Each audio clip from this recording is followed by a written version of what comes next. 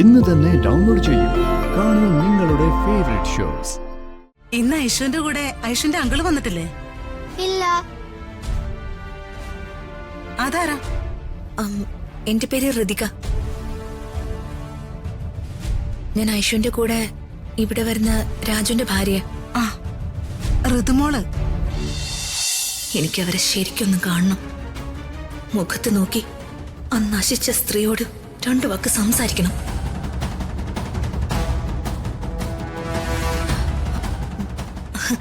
ഐഷു, എന്താ ആന്റി? നാളെ നമുക്കൊരു ഔട്ടിങ്ങിന് പോയാലോ? ഫസ്റ്റ് പ്രൈസ് ഒക്കെ കിട്ടിയതല്ലേ, ഒരു ഐസ്ക്രീം ഒക്കെ കഴിക്കണ്ടേ? അപ്പോ നമുക്ക് നാളെ രാവിലെ പോവാം. ശരി aunty, good night. Good night.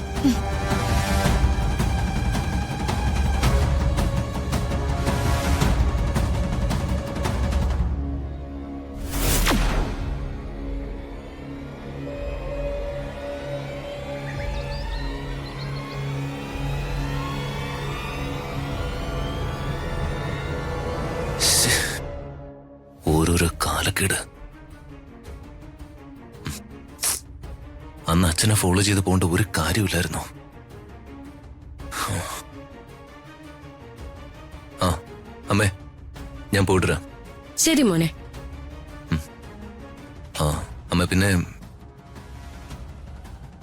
Ritika ഒറ്റയ്ക്കിരുന്ന് ഓരോന്ന് ആലോചിച്ച് വിഷമിക്കും. അമ്മ ഒന്ന് നോക്കണേ.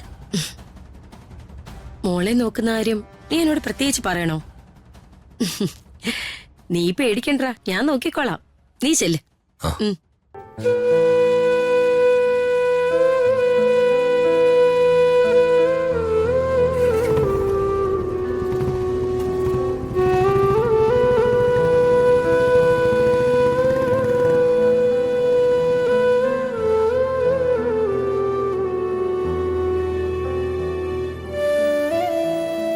ഐഷു, ഐഷുക്കുട്ടി. ഐഷു റെഡി എനിക്കായിരുന്നോ? ആന്റി പറഞ്ഞതല്ലേ, അതുകൊണ്ട് ഞാൻ നേരത്തെ റെഡിയായി. എന്നാ പോവാം. പോവാം. അല്ല, രണ്ടുപേരും കൂടെ എവിടെ പോവാ? അത് ഐഷുക്കുട്ടിക്ക് ഡാൻസ് കോമ്പറ്റീഷന് ഫസ്റ്റ് പ്രൈസ് കിട്ടിയതല്ലേ, ഒന്ന് ഔട്ടിങ്ങിന് കൊണ്ടുപോവാന്ന് വിചാരിച്ചു. ഓ, കൂടെ ഒരു ഐസ്ക്രീമും. ആ വളരെ നല്ല കാര്യം. ആ മൂടൗട്ട് അങ്ങ് മാറും. ദേ, ഐസ്ക്രീം ഒരുപാട് കഴിക്കരുത്, തൊണ്ട കേടാവും. കേട്ടല്ലോ?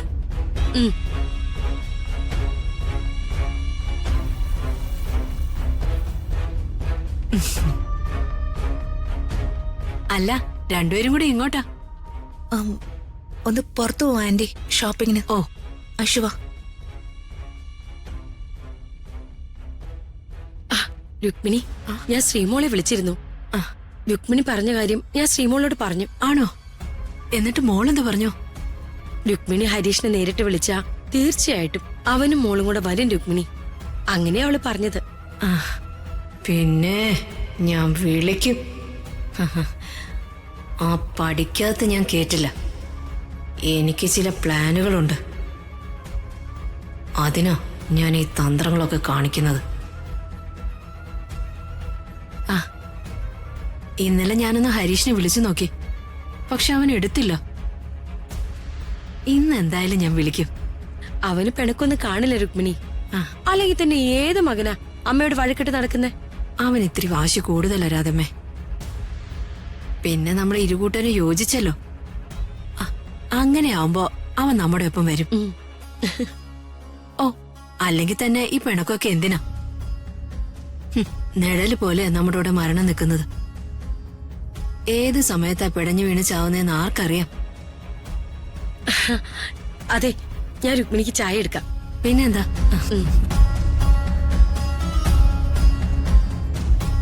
ഇങ്ങനെ അങ്ങോട്ട് ഒട്ടണം, എന്നിട്ട് വേണം 8ന്റെ പണി കൊടുക്കാൻ.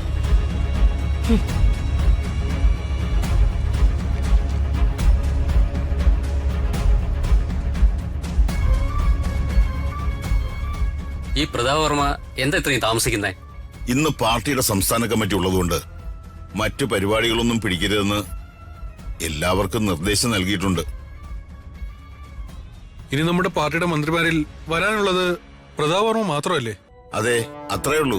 ഏത് കമ്മിറ്റി വെച്ചാലും വളരെ പഞ്ചുലായി എത്തുന്ന ആളാ മിനിസ്റ്റർ പ്രതാപ് വർമ്മ. അയാള് വരും.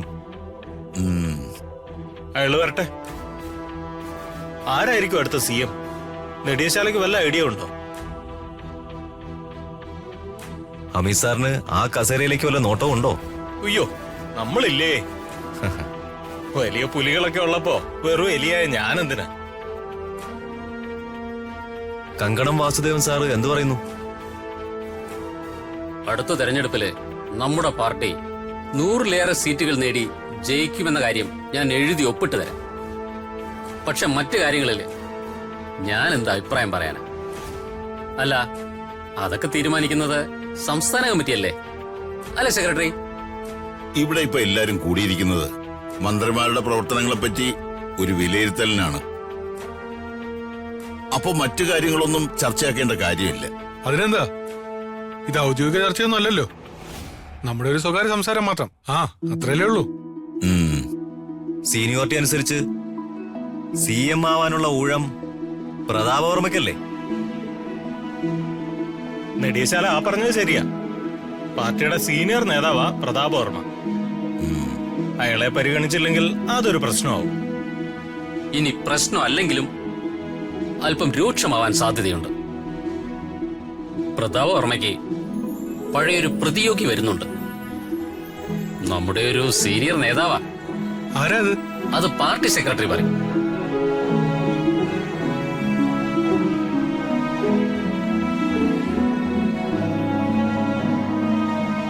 രാജു, നീ ഇവിടെ വെയിറ്റ് ചെയ്യ്.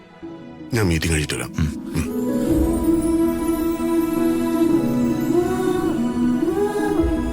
നമസ്കാരം. നമസ്കാരം. ഞാൻ ഒരു 5 മിനിറ്റ് ലേറ്റ് ആയി പോയി, സോറി. കുഴപ്പമില്ല, 10 മിനിറ്റിനകം നമുക്ക് മീറ്റിംഗ് ആരംഭിക്കാം.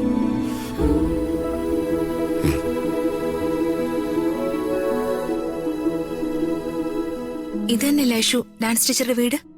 ഇത് തന്നെ ആന്റി.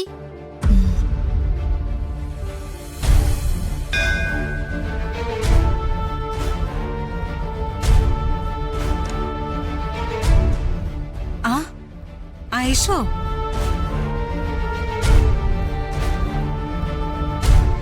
ഇന്ന് ഐഷുവിന്റെ കൂടെ ഐഷുന്റെ അങ്കിള് വന്നിട്ടില്ലേ? ഇല്ല. അതാരാ? എന്റെ പേര് ഋതിക. ഞാൻ ഐഷുവിന്റെ കൂടെ ഇവിടെ വരുന്ന രാജുവിന്റെ ഭാര്യ. ഋതുമോള്.